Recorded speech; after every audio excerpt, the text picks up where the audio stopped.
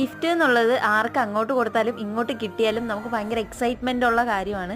എൻ്റെ ഓർമ്മ ശരിയാണെങ്കിൽ എൻ്റെ 17ാമത്തെ ബർത്ത്ഡേക്ക് എൻ്റെ 2 ഫ്രണ്ട്സും കൂടെ ചേർന്ന് എനിക്കൊരു ഗിഫ്റ്റ് തന്നിട്ടുണ്ടായിരുന്നു. ഞാൻ ഭയങ്കര ഹാപ്പി ആയിട്ടായിരുന്നു അന്ന് ആ ഗിഫ്റ്റ് അൺബോക്സ് ചെയ്തത്. അതിന് മുന്നേ എനിക്ക് ഗിഫ്റ്റ് കിട്ടിയ ഓർമ്മയൊന്നുമില്ല. അതായിരുന്നു എൻ്റെ ഫസ്റ്റ് ഗിഫ്റ്റ് എന്നാണ് എൻ്റെ ഓർമ്മ.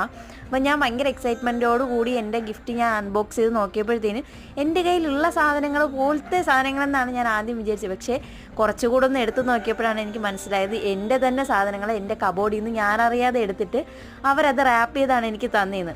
അവരുടെ മുന്നിൽ വെച്ച് ഞാൻ അതിൻ്റെ ഒരു വിഷമവും കാണിച്ചില്ല.